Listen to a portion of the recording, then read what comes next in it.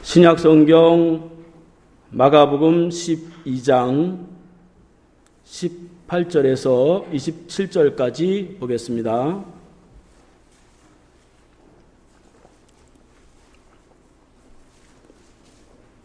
제가 봉독하겠습니다.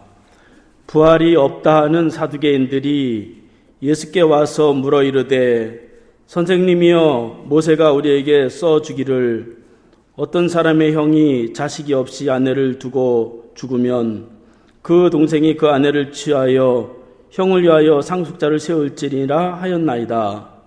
7형제가 있었는데 마지가 아내를 취하였다가 상속자가 없이 죽고, 둘째도 그 여자를 취하였다가 상속자가 없이 죽고, 셋째도 그렇게 하여 7이 다 상속자가 없었고 최후의 여자도 죽었나이다. 7사람이 다 그를 아내로 취하였으니 부활할 때 곧 그들이 살아날 때에 그 중에 누구의 아내가 되리이까? 예수께서 이르시되 너희가 성경도 하나님의 능력도 알지 못함으로 오해함이 아니냐. 사람이 죽은 자 가운데서 살아날 때에는 장가도 아니가고 시집도 아니가고 하늘에 있는 천사들과 같으니라.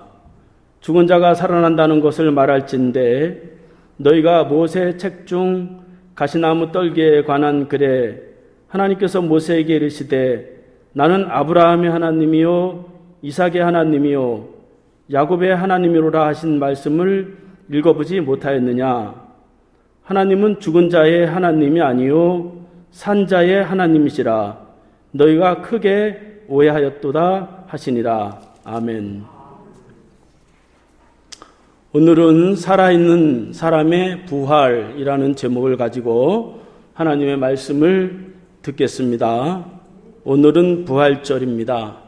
부활이라고 하는 것은 죽었다가 다시 태어난다, 그런 뜻이죠. 그래서 부활이 마치 죽음 이후에 일어나는 그러한 일이라고 생각하기 때문에 우리가 가지고 있는 현실적인 그러한 문제보다 덜 중요하게 여기는 경향들이 많이 있죠. 그러나 부활이라고 하는 것은 죽음 이후에만 일어나는 것이 아니라 하나님은 산자의 하나님으로 살아있을 때에 일어나는 현실의 삶에 큰 영향을 미치는 일이다 하는 것입니다. 독일의 시인 괴테는 사람이 처량한 나그네와 같이 살아가는 이유는 죽고 다시 살아난다는 그러한 도리를 모르기 때문이다, 그렇게 말했습니다. 그러니까 부활이 없다라고 생각하는 사람, 즉 죽으면 끝이다 라고 생각하는 사람과 부활이 있다, 죽음 이후에는 영원한 삶이 있다, 그것을 믿는 사람과의 그 삶의 어떤 모양은 큰 차이가 날 수밖에 없죠. 대한민국이 자살 세계에서 1위라고 그렇게 합니다. 기독교인이 30%인 나라, 세계에서 교회가 제일 많은 나라, 하나님을 잘 믿는다고 하는 이 나라에서 어떻게 자살률이 1위가 될 수가 있을까? 그것은 죽음을 너무 가볍게 생각하기 때문이다 하는 것이죠. 그래서 우리가 이 죽음이라고 하는 것, 부활이라고 하는 것을 보다 확신하고, 그 부활은 우리가 살아있을 때에 굉장한 하나님의 축복과 연결이 되어 있다 하는 것들을 오늘 살펴보라고 합니다. 일단 저와 여러분들은 반드시 부활을 합니다. 어떤 사람은 내가 이렇게 믿으면은 부활을 할 수가 있을까? 혹시 내가 늙어서 치매 걸리거나 또 하나님도 모르면 어떡하나, 그렇게 생각하는 사람들도 있죠. 우리가 아이고 하나님 모른다고 딴소리하면 어떡하나. 그러나 여러분 걱정하지 마시기 바랍니다. 하나님이 우리의 구원과 부활을 부족한 우리에게 맡겨놓고 네가 책임져라, 그렇게 말씀하시지 않으십니다. 부활신앙의 근거는 하나님께서 구원하시는 것이고 하나님이 부활의 역사를 이루시는 것입니다.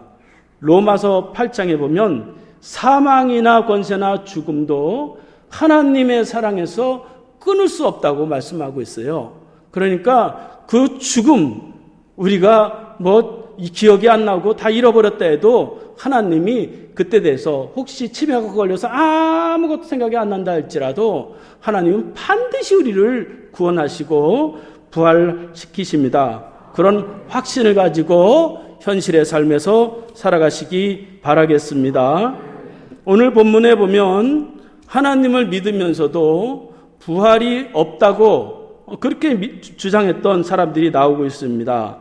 그 사람들은 바로 사두개인들이었어요. 18절 말씀에 보면 부활이 없다는 사두개인들이 예수께 와서 물어 이르되, 그렇게 기록하고 있습니다. 이스라엘은 엘리트 그 지도층이 두 부류가 있는데 하나는 바리새파, 또 하나는 사두개파입니다. 그러니까 바리새파는 율법의 행위를 중요하게 여기고 이 사두개파는 성경의 지식을 중요하게 여기는 그러한 파입니다. 그래서 이 두 부류가 항상 충돌을 하면서 이스라엘의 권력을 틀어잡기 위해서 서로 대립하고 서로 싸웠는데, 그런데 그런 가운데서 예수님이라고 하는 젊은 30대 초반에 예수님이 이 지도자로 다크호스로 떠오르니까 이 바리새파와 사두개파가 이제 예수님을 모함함으로 인해서 결국 이제 죽이려고 하는 것이지요. 그 먼저 13절부터 17절 말씀에 보면 먼저 바리새파가 찾아와서 예수님을 이제 모함하려고 하는데 세금의 문제를 가지고 했을 때에 예수님이 가이사의 것은 가이사에게 하나님의 것은 하나님께 드리라, 그 말 한마디로 이 바리새파가 패배를 하고 뒤돌아갔어요.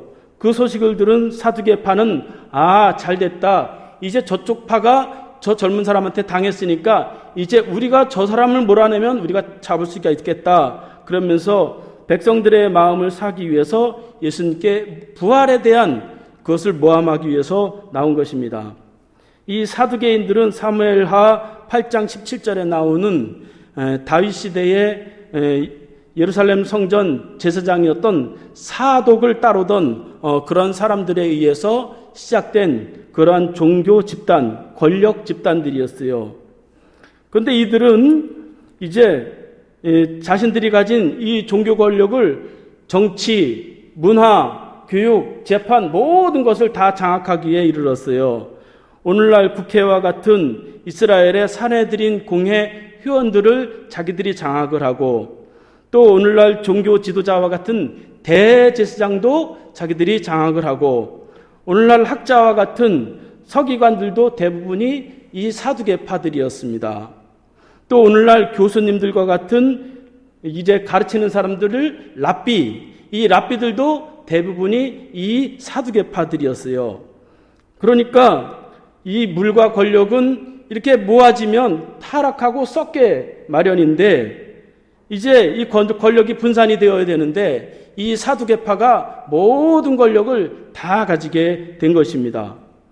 그러니까 권력이라고 하는 게 행정, 사법, 입법, 종교, 교육, 문화 이런 것들이 다 서로 이렇게 분리가 되어야 서로 견제하고 절제하고 그러면서 이 정당한 그러한 국가가 되게 되는데, 이 사두개파가 다 장악을 하다 보니까 결국 이들은 최대 세력으로서 바리새파를 결국 몰아내고 성전의 모든 것들을 장악하고 국가의 모든 것들을 다 장악하고 심지어 하나님까지도 자기 마음대로 권력에 이용해 먹는 그러한 종교 권력 집단, 정치 권력 집단이 된 것이고, 결국 이 사두개파의 권력으로 인해서 이스라엘은 AD 70년경에 결국 이제 망하고, 사두개파는 그 이후로 완전히 몰락해버리고 지금은 없습니다. 지금은 이제 바리새파만 조금 이스라엘에 남아있죠.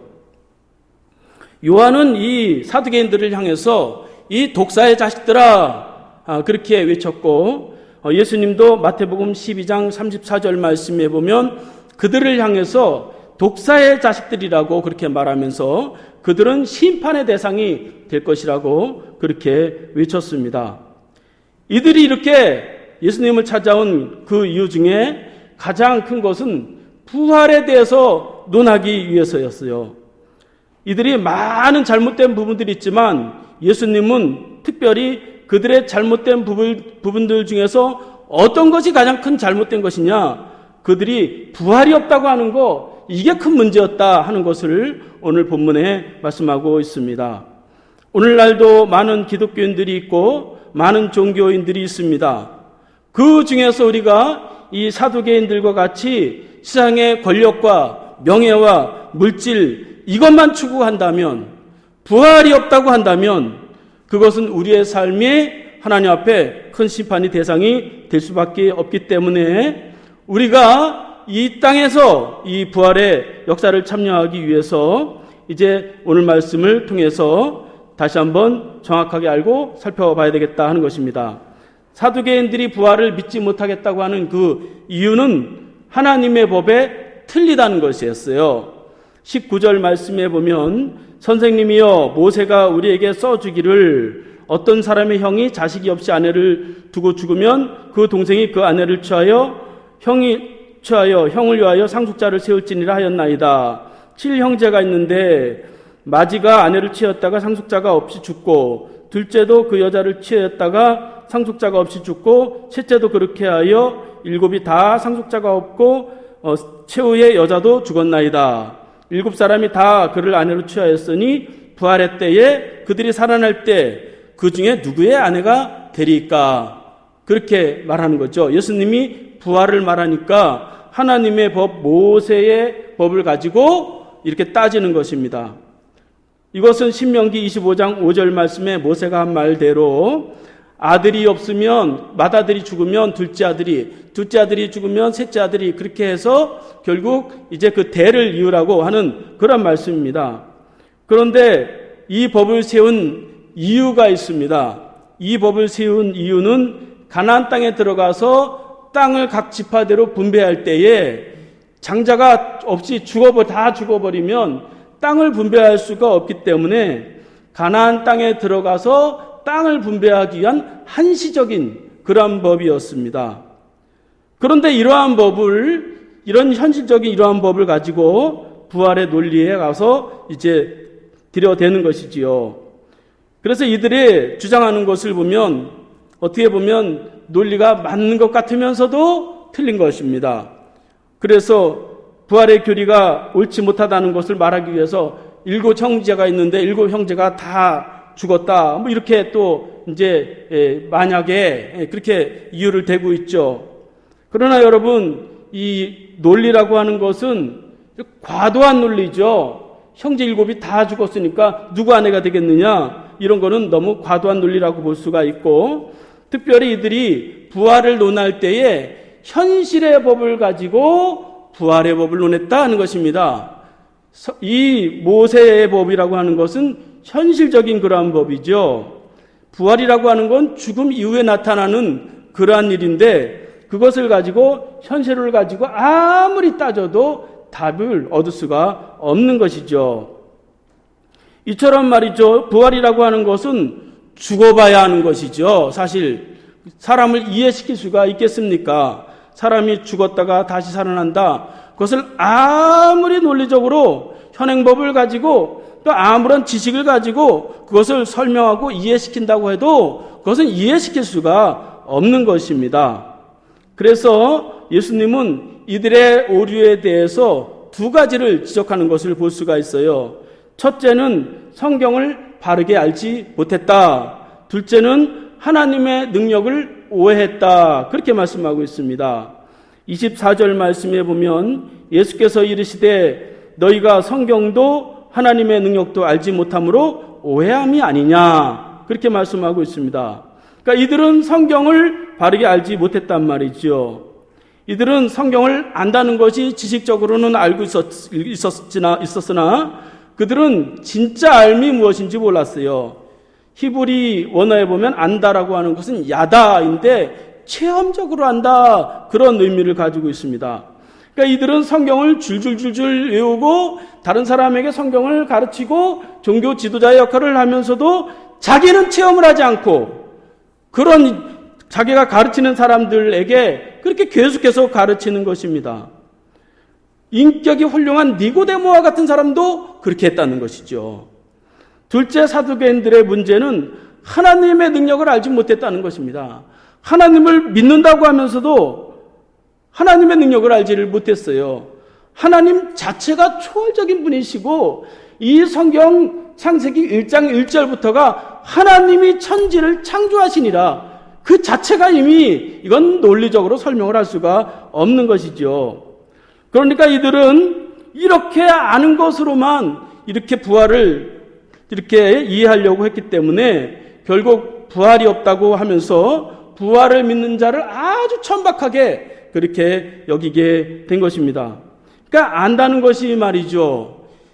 차라리 모르면 마음이라도 순수해가지고 말씀이 선포될 때에 그게 마음이 울리고 믿어지게 되는데, 이게 아는 것이 많으니까 말이죠.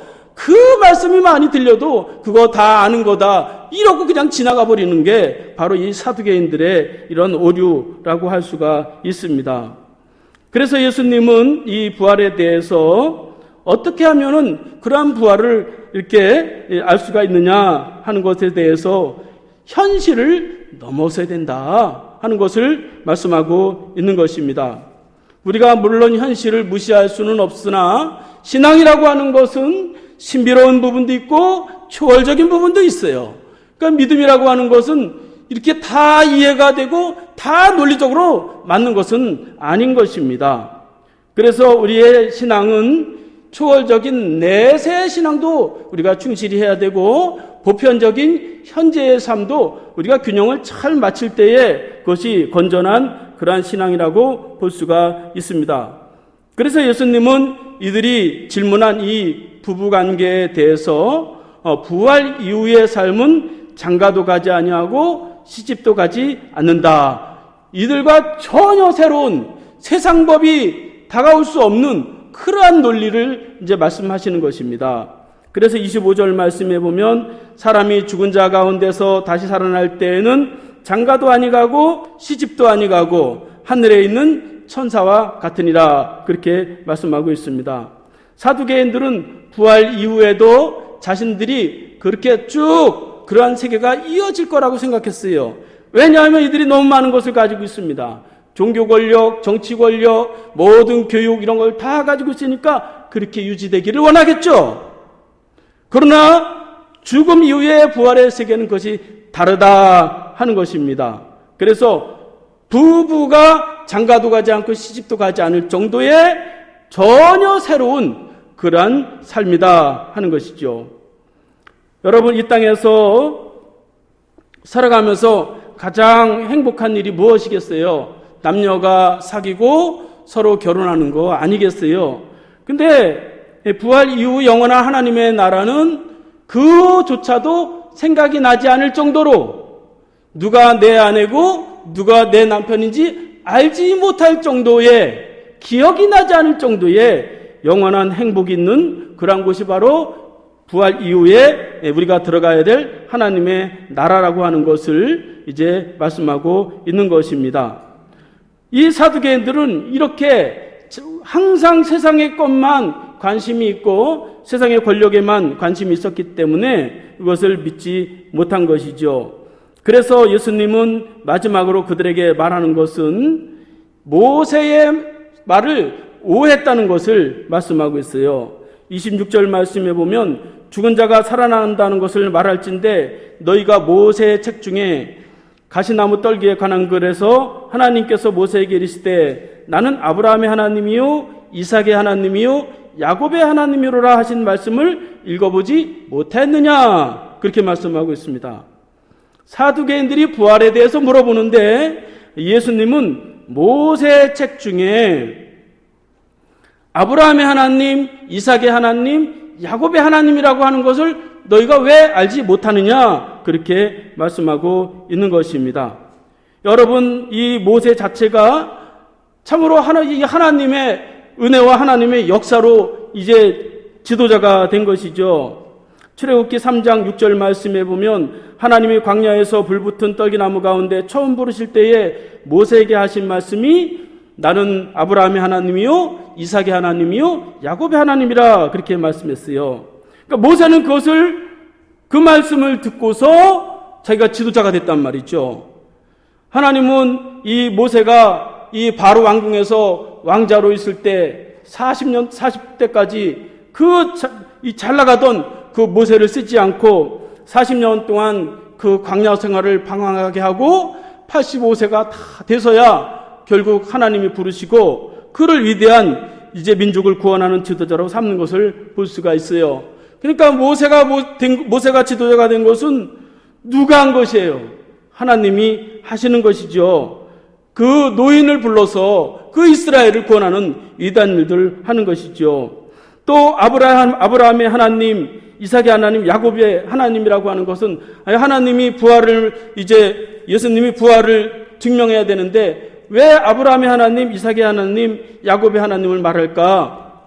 우리의 성경은 이렇게 이름만 거론되고 있지만 원어 성경에 보면 이것이 현재형으로 되어 있어요. 그래서 다시 해석하면 살아있는 아브라함의 하나님, 살아있는 이삭의 하나님, 살아있는 야곱의 하나님으로 번역이 될 수가 있습니다. 그러니까 모세는 그걸 알았단 말이죠. 아브라함은 죽었는데 아브라함은 살아있구나라고 하는 것을 믿었단 말이죠. 그래서 아브라함은 그의 삶이 부활의 신앙을 살아있을 때 믿었기 때문에 이 부활을도 참여할 수가 있었던 것입니다. 그래서 로마서 4장 19절 말씀에 보면 아브라함에 대해서 이렇게 기록을 하고 있어요. 아브라함은 100세가 되어 자기 몸이 죽은 것 같고 사라의 태가 죽은 것 같음을 알고도 믿음이 약하여지지 아니하고 아들을 낳았느니라 그렇게 말씀하고 있습니다. 아브라함이 나이가 100세가 돼서 이 몸이 죽었어요. 이 사라가 90세가 돼가지고 태가 막혔어요. 그럼에도 불구하고 그가 아들을 얻었단 말이죠. 아브라함이 힘이 좋아서 그랬나요? 그건 될 수가 없는 것입니다. 하나님이 하시는 일이죠. 그래서 아브라함은 살아있을 때에 이미 부활시키시는 하나님을 이미 체험한 것입니다. 그러니까 부활이라고 하는 것을 미리 살아서 체험하기 위해서는 죽을 것 같은 그런 상황에서 우리가 하나님을 구하면서 새롭게 태어날 때에 부활을 믿지 말라 해도 그건 믿어지게 돼 있는 것입니다. 그러니까 말이죠. 부활을 믿어라 밀어라 백날 말해도 소용없는 것입니다. 살아서 그 죽을 것 같은 상황에서 살아나 보면 그 부활의 하나님을 만나게 되는 것입니다. 그래서 아브라함이 한 행위를 보면 아브라함이 100세에 얻은 아들을 그 이삭을 모리아 산에 갔다가 바치잖아요. 죽이잖아요. 어떻게 죽일 수가 있어요? 아브라함은 믿었어요. 내 아들을 이 번제단에 바친다 할지라도 하나님은 다시 살리시는 분이다. 이거를 이미 부활의 하나님을 살아있을 때 믿었어요. 그러니까 부활은 산자의 부활이 있는 것입니다. 죽음 이후에 부활만 있는 것이 아니다 하는 것입니다. 또 이삭의 같은 경우도 아버지를 따라서 아버지가 자기를 태워서 번제로 죽이려고 합니다. 장작을 쌓아놓고 그 위에다 눕혀놨어요. 다 묶어놨어요. 그리고 아버지가 칼로다가 그 이삭을 내리치려고 합니다. 그런데 이삭이 반항하지 않아요. 칼로 내리치는데 아버지가 하는 대로 그대로 순종을 합니다. 그래서 이삭의 신앙은 하나님은 나를 죽이시지 않는다. 다시 살리시는 분이다 하는 것을 이삭은 이미 살았을 때에 이런 많은 사건을 통해서 믿었기 때문에 부활에 참여하게 된 것입니다. 여러분, 야곱의 같은 경우도 야곱이 얼마나 마비한 사람이에요. 그가 얼마나 연약한 사람이에요. 엄마 품에서 고이고이 크다가 아버지를 속이고 형을 속이고 훔쳐가지고 장자권을 훔쳐가지고 도망가요. 그렇게 야비한 사람인데 그가 베델에서 하나님을 만나죠. 그 베델에서 하나님을 만나면서 내가 이제 나의 하나님으로 믿겠습니다. 그러면서 거기서 거듭나고 또 에서가 자기를 죽이려고 올 때에 거기서 하나님 앞에서 막 기도할 때 하나님의 사자가 이 야곱의 환도뼈를 쳐가지고 다리가 부러집니다. 그런데 평생 질질 끌면서도 그는 그 부활의 하나님을 그는 믿었어요. 이렇게 부활이라고 하는 것은 믿어라 되는 것이 아니라 살아있을 때에 죽을 것 같은 이러한 상황에서도 우리가 하나님을 만나고 체험적이어야 된단 말이죠. 그러니까 알기만 하면 이 사두개인과 같이 알기만 하면 굉장히 갈등이 많아요. 방황이 많아요. 이렇게 힘든데 왜 하나님은 나를 축복해 주지 않는가? 이렇게 계속 이런 삶을 반복할 수밖에 없게 되는 것입니다. 그래서 죽을 것 같은 그런 상황 가운데서 하나님을 만나고 찾고 그럴 때에 비로소 우리가 죽어보지 않아도 그 부활을 믿을 수 있게 된다 하는 것입니다. 그래서 오늘 말씀해 보면 하나님은 어떤 분이시냐? 하나님은 죽은 자의 하나님이 아니시고 산 자의 하나님이다. 그렇게 말씀하시고 있어요. 27절 말씀에 보면 하나님은 죽은 자의 하나님이 아니요 산 자의 하나님이시라 너희가 크게 오해하였도다. 그렇게 말씀하고 있습니다. 하나님은 죽은 자의 하나님이 아니시고 살아있는 자의 하나님이십니다. 그래서 우리가 살아있을 때에 이 아브라함과 이삭과 야곱과 같이 이 죽을 것 같은 상황을 우리가 만나게 될 때에 우리가 슬퍼하고 또 낙심하고 그러면은 그 좋은 기회를 이제 잃어버리는 거예요. 우리가 실패해도 완전히 망한 거 아니에요. 우리는 다시 부활할 사람이고 또 우리가 혹 성공했어도 우리는 겸손할 수가 있어요. 이렇게 우리는 예수 그리스도를 통해서 이미 부활에 참여한 자가 되었어요. 저와 여러분들이 어떤 부활을 기대해야 됩니까? 아이고 나 이제 죽으면은 다시 살아난다. 그것만 기대하고 살아가야 되겠습니까? 우리가 이 땅에 살아가면서 죽을 것 같은 그러한 상황에서 조금이라도 하나님을 체험하고 만나게 될 때에 이 아브라함과 이삭과 야곱이 얻었던 놀라운 그러한 축복이 우리에게 있게 될 것입니다. 저와 여러분들이 다 그거 체험했죠? 어떤 사람은 체험했지만 그거 그냥 그렇게 된 거야. 그렇게 넘어갔을 수도 있어요. 그러나 여러분 우리들이 그런 일들을 많이 체험하게 됩니다. 정말 죽을 것 같은 그런 상황에서 우리가 그런 일들을 체험하게 될 때에 거기서 이 아브라함과 이삭과 야곱과 같이 거기서 하나님을 만나게 된다면 부활이라고 하는 것은 자연적으로 그렇게 믿어지게 되는 것입니다. 이제 말씀을 마치겠습니다. 우리가 한 번 넘어지고 두 번 넘어진다 할지라도 우리의 삶은 절대로 망하지 않는다. 실패하지 않는다. 혹 망해도 우리는 다시 산다 하는 그러한 확고한 믿음을 가지고 이 땅에 살아갈 때에도 하나님의 이 부활의 역사를 통해서 축복이 넘치는 삶이 되고 죽어서도 영원한 천국에서 하나님을 섬기면서 기쁨을 가지고 이제 승리하는 저와 여러분들의 삶이 될 수 있기를 바라겠습니다. 기도하겠습니다. 하나님 아버지 감사합니다. 이 몸과 영혼이 죽어서뿐 아니라 지금 살아있을 때에도 저희들을 거듭나게 하시고 부활의 기쁨을 미리 알게 하심을 감사드립니다. 매일 삶 속에서 내가 죽고 그리스도가 다시 살아서 하루하루의 삶이 날마다 새롭고 기쁨으로 주어진 이 생명의 삶을 헤쳐나갈 수 있도록 인도하여 주시옵소서. 예수님의 이름으로 기도하옵나이다. 아멘. 우리 일어나셔서 찬송 부르겠습니다.